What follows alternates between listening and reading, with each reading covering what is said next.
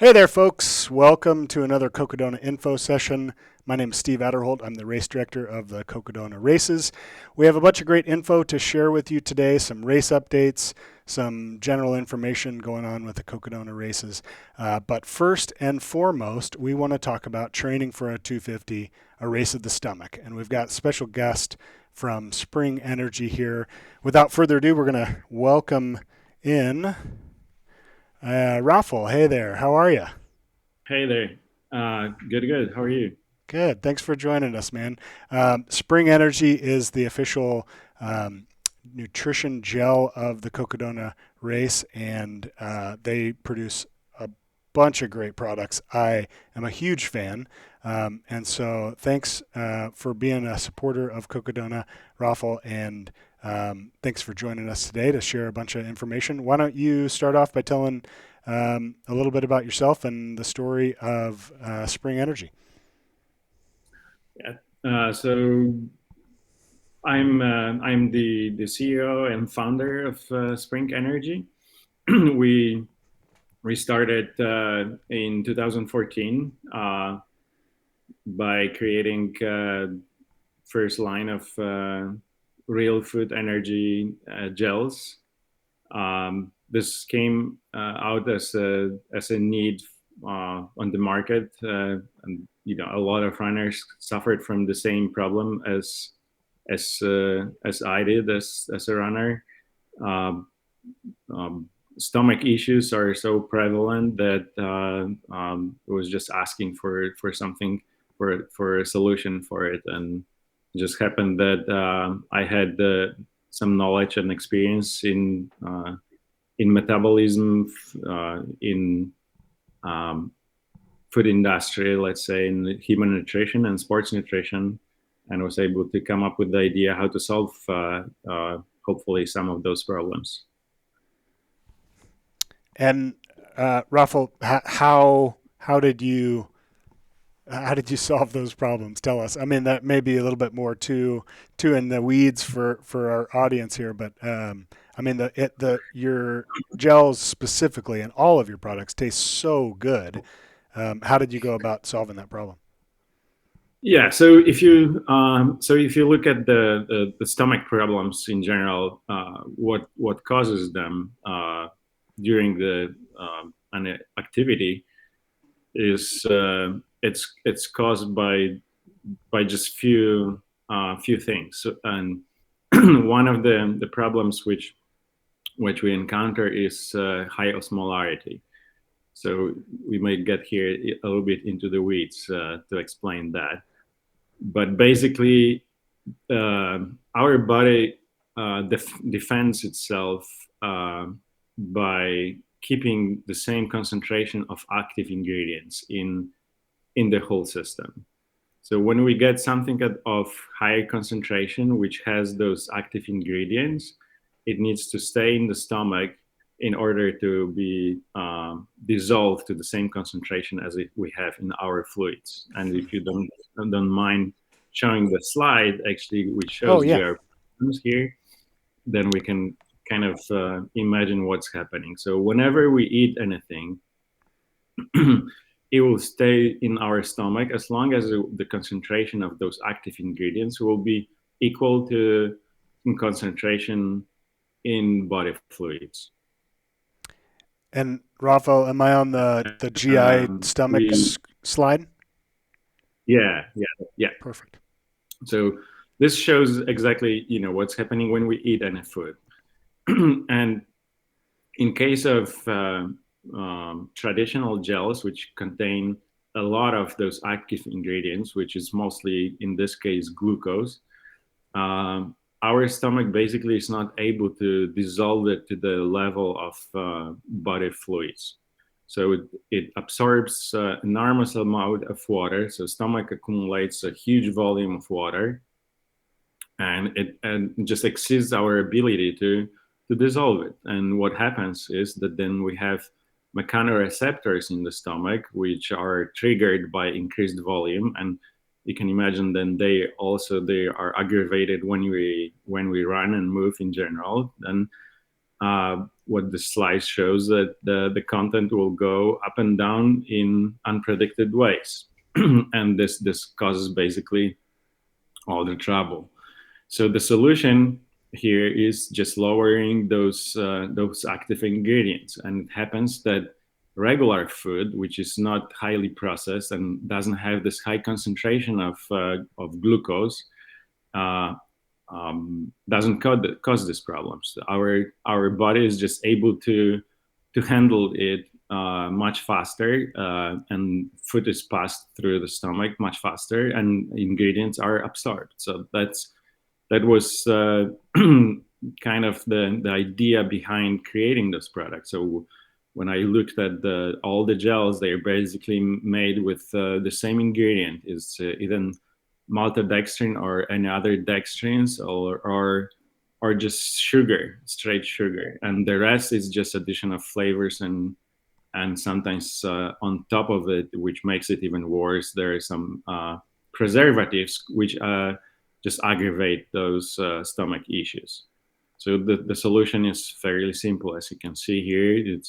It's just lowering the level of glucose, and instead of providing just glucose, you add some other ingredients, other carbohydrates and fats, which not only help with the digestion but also provide additional energy to different pathways. So if we if we consume just one ingredient, which is in this case, in case of traditional gels, it's just sugar, you exhaust transport of glucose from stomach as well, and basically your metabolic pathways. And by adding other sugars and fats, you can explore those pathways as well, and give our body more to use from what we provide as food. So that was basic idea.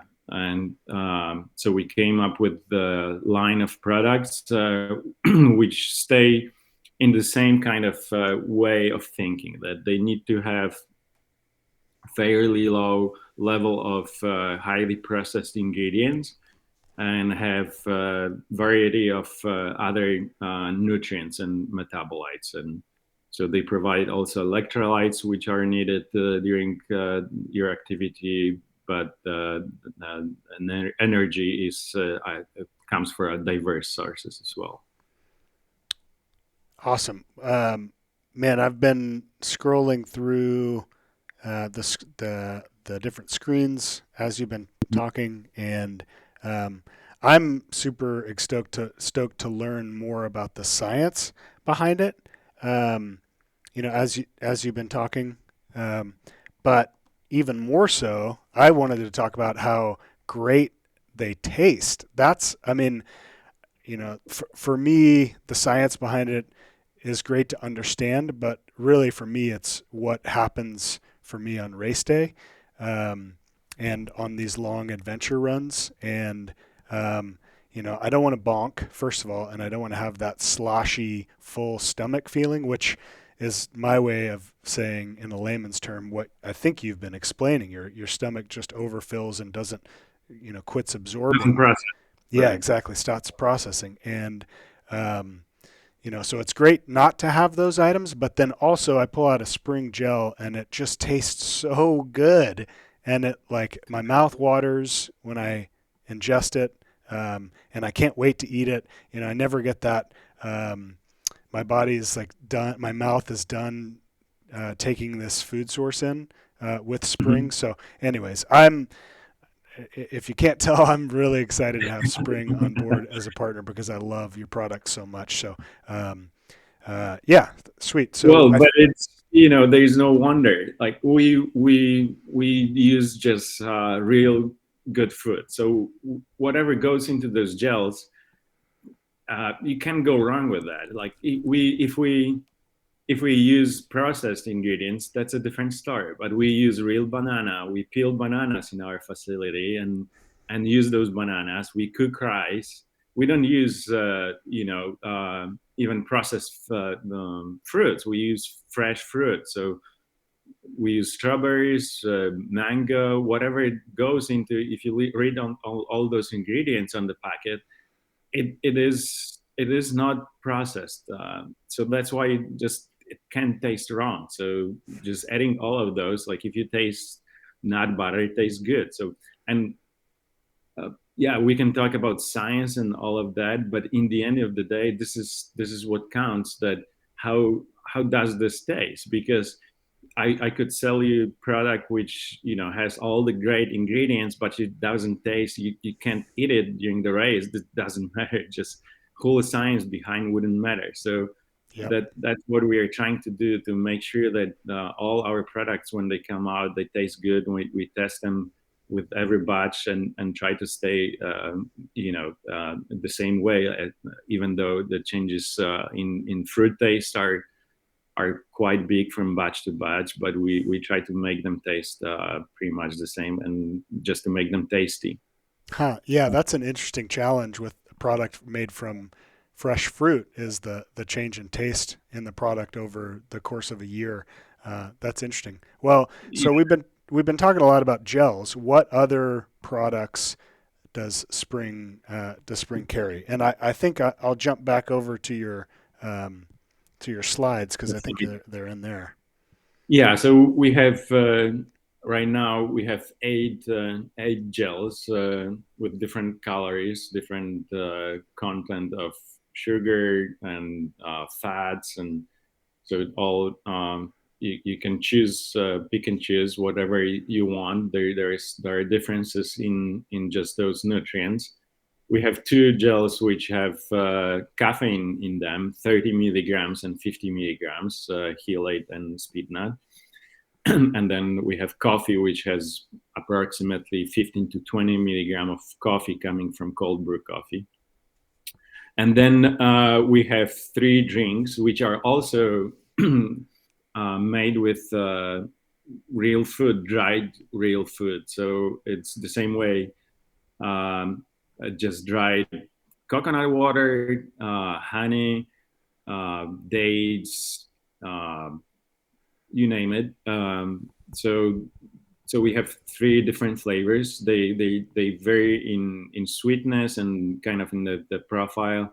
And I hope anybody can find one of the flavors which works for them. And they also come in pretty high calorie values, and they're mostly from, in this case, from carbs. So it's all over 200 calories in case of drinks. They're pretty dense, I would say. It's not your typical endurance drink. It's not like Gatorade that you can get it done quickly and forget about it. It's more like feels almost like a meal, and you could probably run a decent 50K just using those drinks. Um, and then we have, on the next slide, you will see we have a meal and a bar, and we hope to extend those lines soon, and hopefully by the time runners will run Cocodona, they will have another meal in their hands. That's our plan, to bring Sweet. another. Yeah. And it's the same here, the same story. So bars and meals are the same way, made with just real ingredients, no preservatives, no sugar, nothing artificial in them. Cool. Um, yeah, I'm excited to try those new products. I'm very familiar with the gels, but not the others, so can't wait to try them. Um, let's talk about how often, and I'm sure it changes based on the weather, the terrain, the race, how fast you're going, the individual. But how often do you recommend taking in, the calories on if somebody is running a race? So I would say anything above 2 hours, we recommend eating every 30 to 45 minutes. That's kind of like your benchmark. And people are getting to weeds, and try to figure out how many carbs per hour, and going back down to science, how much you should eat. But I think anything, wherever you start running the longer race, it starts to become kind of irrelevant because it basically goes down to what you can eat and how much you can eat, and there is not enough food you can eat. And I would say, in case of races longer than 50 miles, it becomes critical to eat regular food mixed with portable food. So that's becoming very important, that you are able to eat as much as you can, basically. So there's not enough that you can eat during those races. Yeah, Um, I got it. So and you're take in as much as you can on these long races, is what you're saying. there's basically, you named the the podcast for today, our interview, whatever you call it.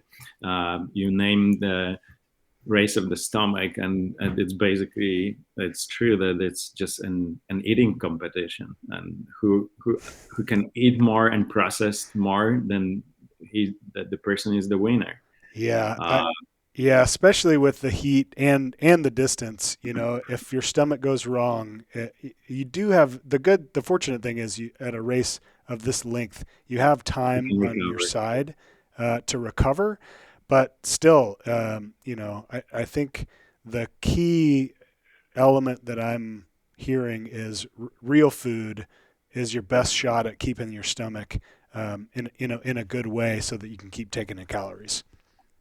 Yeah, so it becomes extremely challenging when it's hot. So the slide I showed you about the absorption, this gets so if you imagine that if when you have hot conditions, basically you need to designate some extra water for your food processing, basically. So it still holds the truth that you pull whatever you eat, you pull water or you drink water to increase to decrease the concentration of those active ingredients in your stomach, right?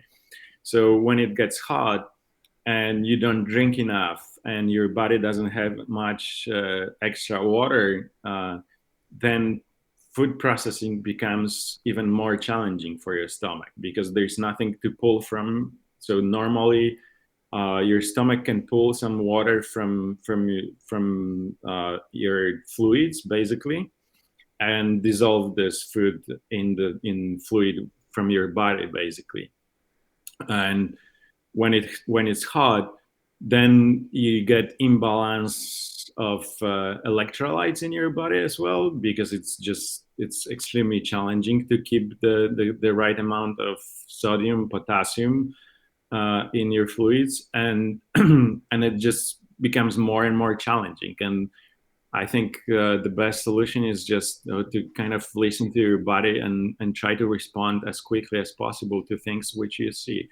If you for example, if you feel that uh, you're not processing much food, you keep eating but it seems to get stuck in your stomach, then it might be a sign that maybe you should start drinking just pure water to kind of dissolve everything. And there's a lot of signs you can watch, like swollen hands and how much you pee, and so this all kind of helps you also in processing food. So that that should be in your mind, that your water intake is extremely important for food absorption, nutrients absorption. So it goes hand in hand.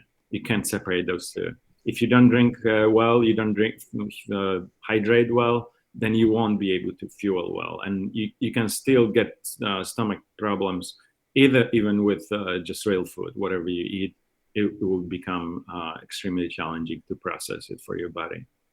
And Yeah, on top of it, when you get at the intensity, so whenever we start moving, our body starts moving away blood from our digestive system, which makes everything much more challenging.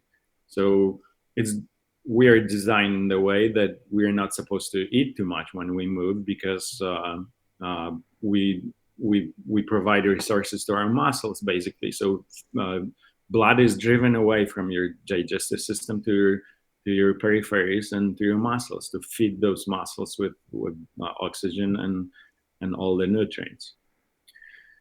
So that's the challenge Yeah. to Yeah. make everything work together.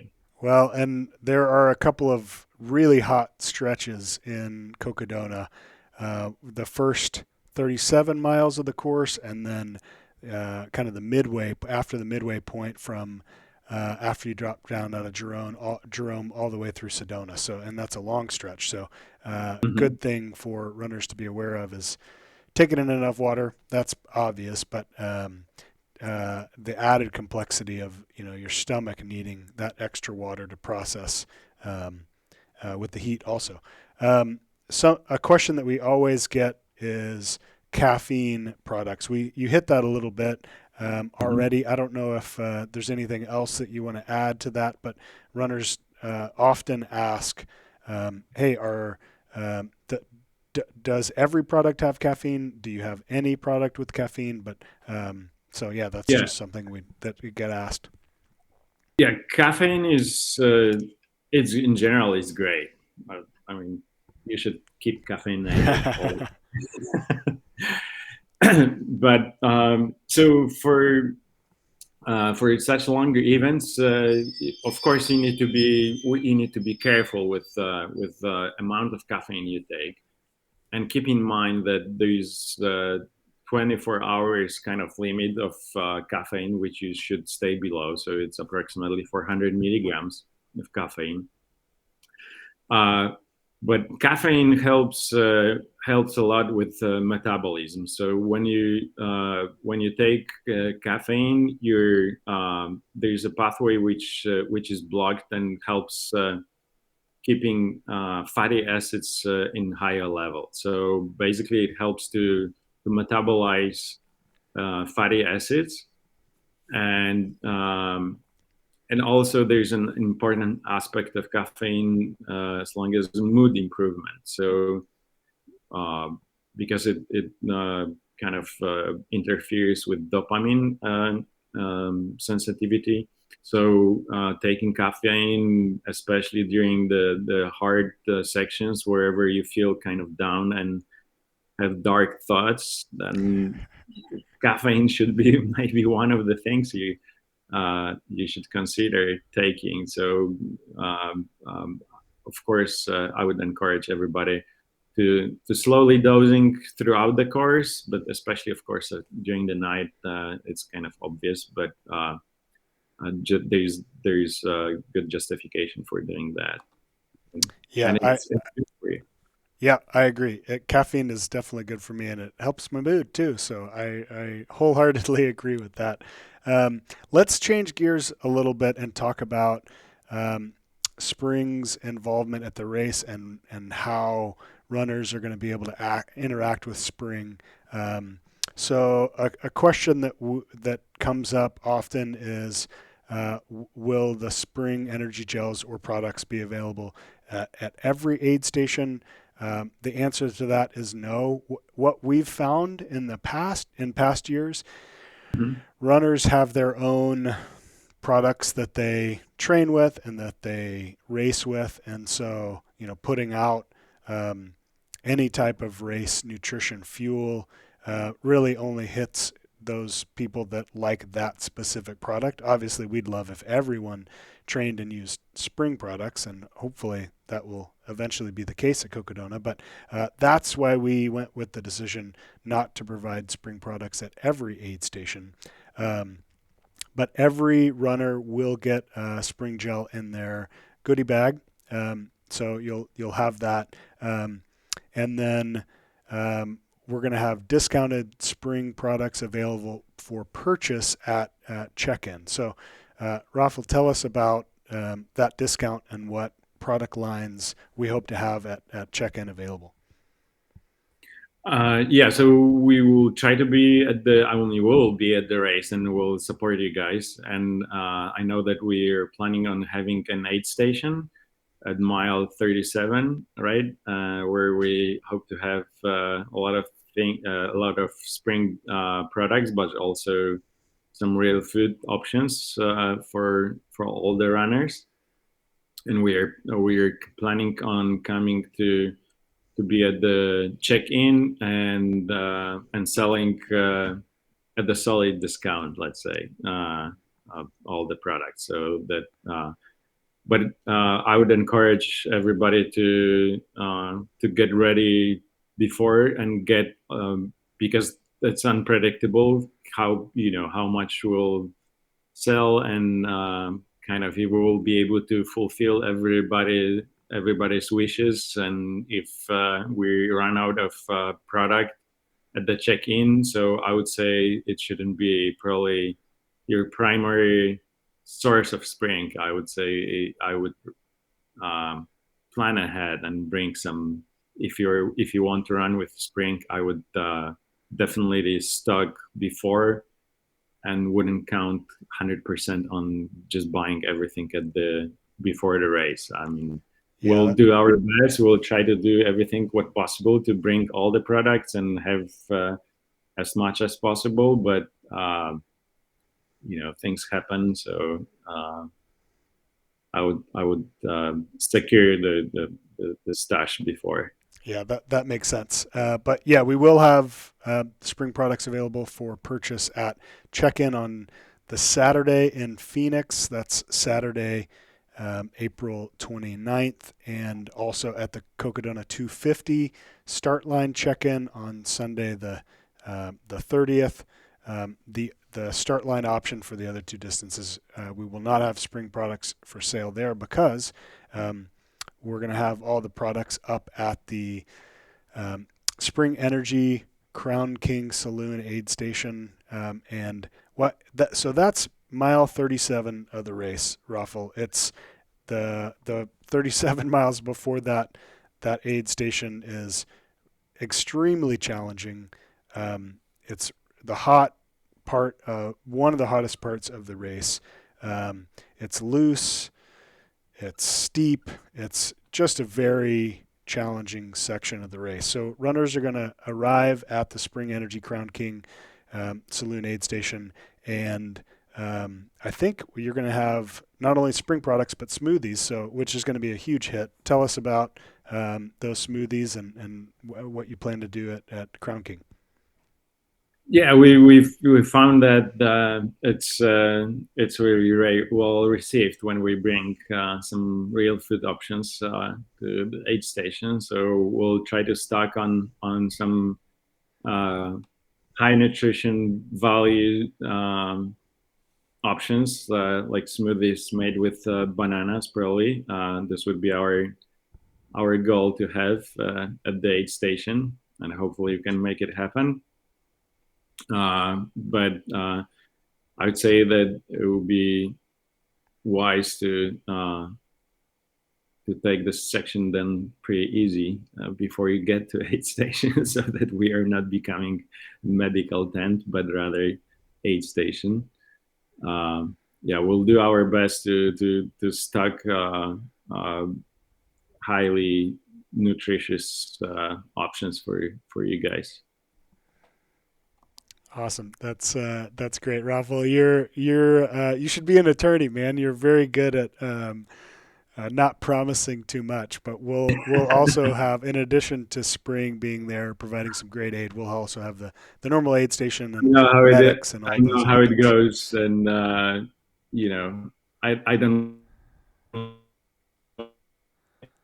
I would prefer to surprise people instead of disappoint them. So Yeah.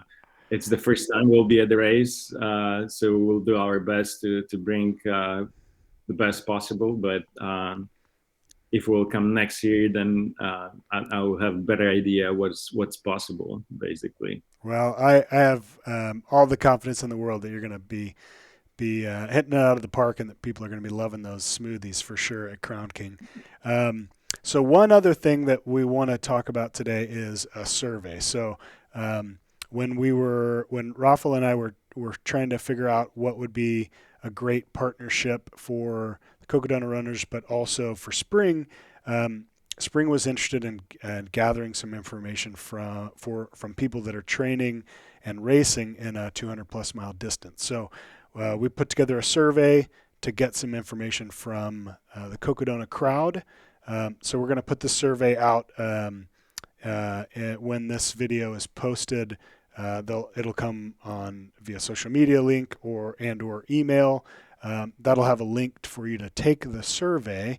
It's a really quick survey. Just ask some questions about what products you train with, how you train, how much you take in, those sort of things.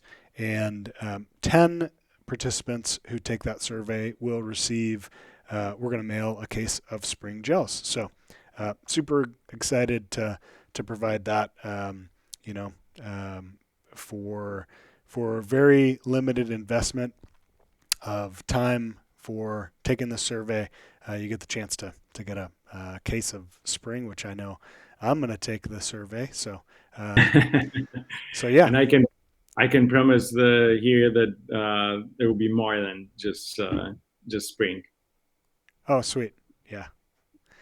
Great. Well, Rafael, anything else that that you'd like to cover that we haven't already? Well, I would say if anybody has any questions, feel free to email us and email us and ask all the questions, and we'll be happy to answer all nutrition related if we are able to, and help people with getting ready for the race, planning for their nutrition. So I guess you can, Steven, you can put my email, direct email, below the video, so that if anybody has questions, feel free to ask. I will be happy to help. Great. Thanks for that. That's a great offer. Runners have questions on nutrition all the time, so that'll be greatly appreciated. Yeah, I know that's a hot topic always. Yeah, yeah, that's And right. we've been helping athletes for years, and hopefully we can help also your runners. Sweet. Yeah, I'm very excited and thankful for Spring's participation with Cocodona. So thank you, Raffle. Thanks for joining us today and great information. And Thanks for having me. thanks a lot. Yeah. Have a great day, Ben. You too. Take care. Bye. Okay. Bye. All right, folks. That was actually really educational and enjoyable to speak with Raffle. He's a great guy. Again, I can't say how much I love the Spring products. If you haven't tasted them, you should, because they taste really good and they're really easy to ingest on these long efforts like you're going to enjoy at Cocodona. So let's get right into some other race updates. Want to go into talking about, we've already talked about it, but I'm going to just keep talking about it until race day. That first stretch of the race till Crown King mile 37. So specifically for the Cocodona 250 distance runners, we want to give some education on that 22-mile stretch between Lane Mountain, the first aid station, Cottonwood Creek, the first aid station, and Lane Mountain, the second aid station. So that's a big, long stretch, 22 miles, and it's not an easy stretch either. So we have a 4-liter capacity check that we will check that you have the ability to fill 4 liters of water when you check into the 250 distance race.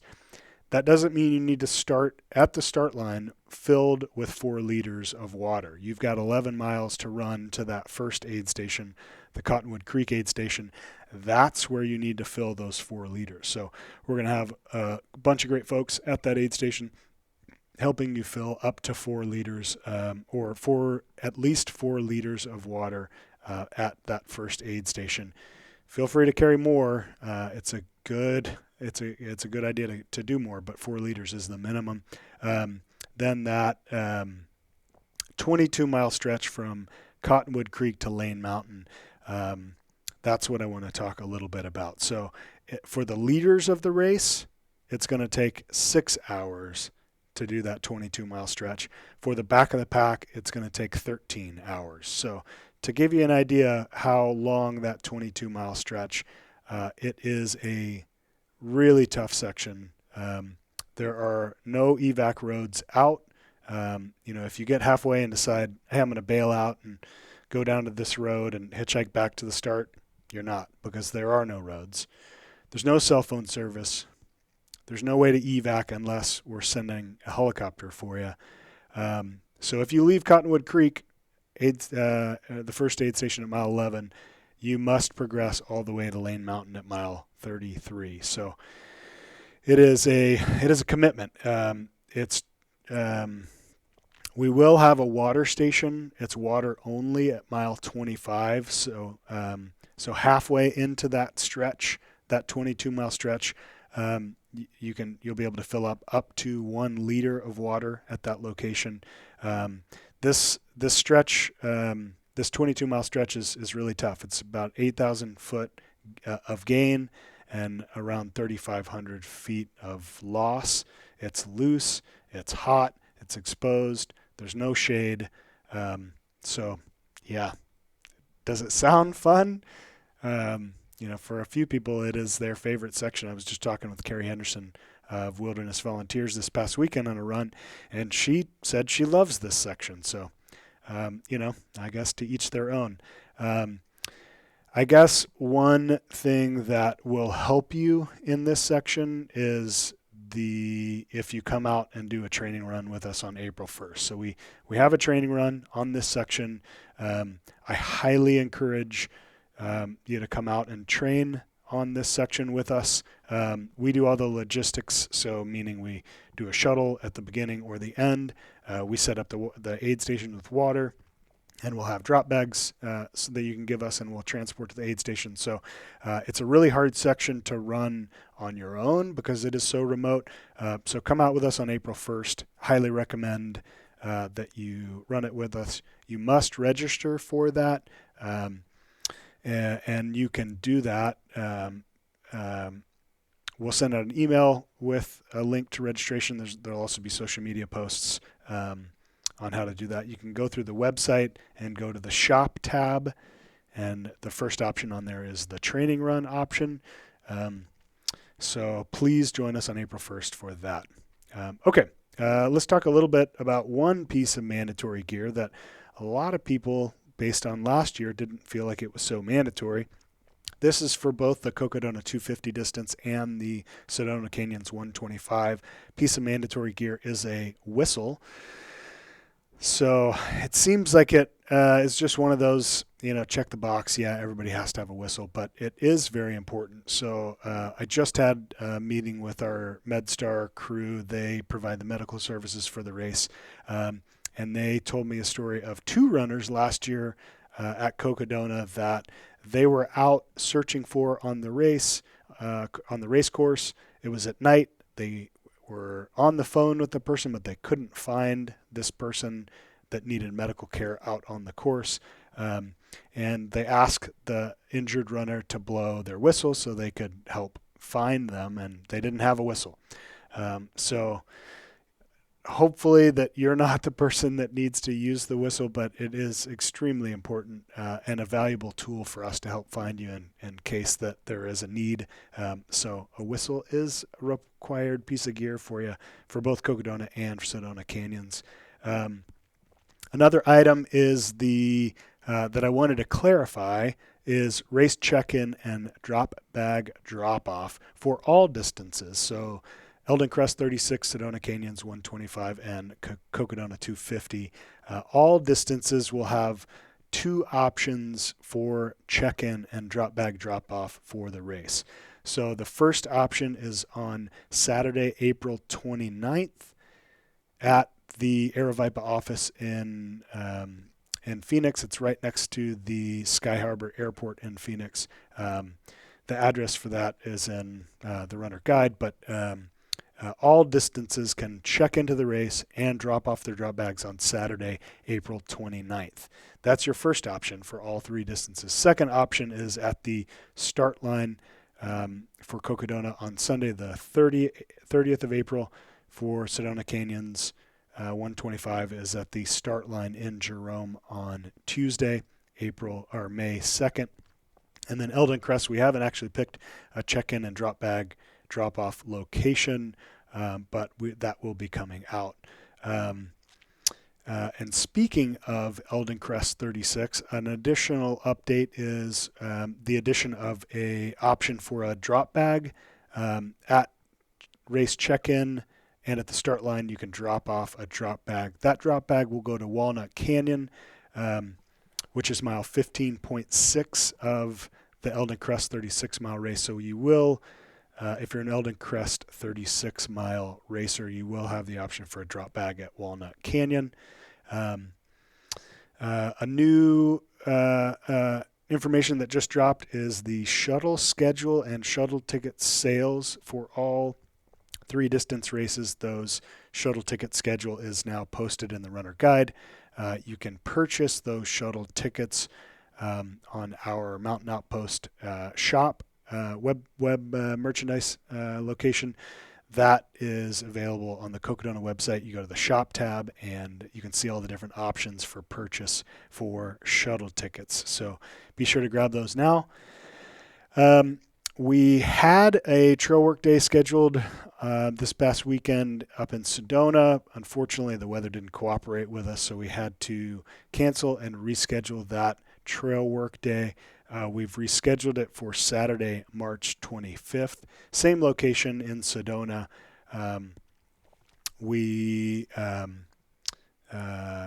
got a great crew that we're working with. It's Wilderness Volunteers in combination with Channel Design, which does professional trail work. So we're going to be out there with those guys on Saturday, March 25th, and then stick around for free camping with us on the night of March 25th in Sedona, and then followed by a 15-mile run on the Cocodona course on Sunday, March 26th. So more information will be coming out on that on our social media outlet through the Cocodona Runners page. But join us on March 25th for a trail work day. And last but not least, our nonprofit partner, Wilderness Volunteers, does have their finalized 2023 trip schedule posted to their website, which is wildernessvolunteers.org. They have a bunch of great service trips where you go into a beautiful location and do trail work. And most of those trips are around 3 to 5 days in a beautiful location. The registration to pay for this option for a coordinated trail work day in a beautiful location, including food, is extremely affordable. So go to their website, pick out an awesome location to go, give back, and have a good time volunteering. That's all we got for this session of the Cocodona 250 information session. Thanks for joining us. We can't wait to see you in May. Happy running.